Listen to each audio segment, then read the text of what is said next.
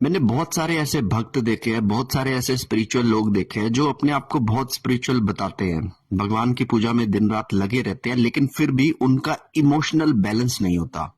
उनके विचार, उनके इमोशन जो दूसरों के साथ है या किसी के भी साथ है, वो बिल्कुल भी बैलेंस्ड नहीं है। उनको कभी भी डिप्रेशन, एंजाइटी, इस तरह की चीजें, एकदम से एंगर इशू आ जाना, है ना, ये सारी चीजें वो अपने जीवन में रखते हैं और साथ में कहते हैं कि हम बहुत बड़े स्पिरिचुअल है। सी, हमारे जो इमोशंस होते हैं ये हमारे कुंडलिनी के 7 चक्रा में से हार्ट चक्रा के ऊपर बैलेंस करते हैं।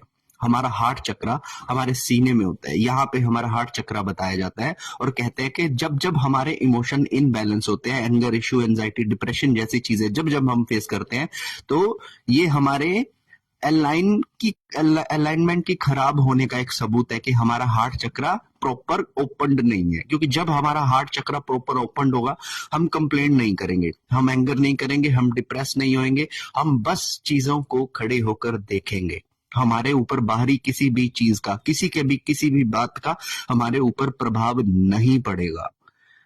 तो जब तक आपके इमोशंस आपके बैलेंस में नहीं है, तब तक आप कभी भी ये मत मान लीजिएगा कि आप पूरी तरह से अलाइनमेंट है। थ्री, स्पिरिचुअल होना और स्पिरिचुअलिटी में एनलाइट हो जाना, ये दोनों बहुत ही डिफरेंट बातें हैं। आप स्पिरिचुअल हो चुके हो, लेकिन एनलाइट होने में हो सकता है आपको 6 साल, 7 साल, 10 साल लग जाए, और हो सकता है कि आप हो ही ना, प्रॉपर गाइडेंस आप तक कभी पहुंचे ही ना।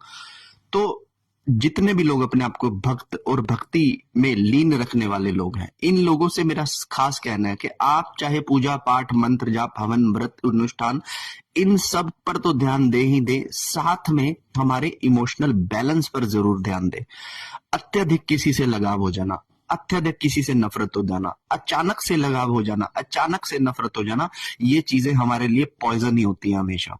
तो इसलिए अपने मन के भावों पर कंट्रोल रखना सीखिए, अपने मन की बदलती हुई तरंगों पर नियंत्रण पाना सीखिए, ताकि आप एक इमोशनली स्टेबल पर्सन हो सके। किसी के गुस्सा करने पर आपको अचानक से गुस्सा ना आना, और किसी के अत्यधिक प्रेम दिखाने पर आपको अत्यधिक प्रेम भी ना आना ही हमारे इमोशनल बैलेंस की एक निशानी है।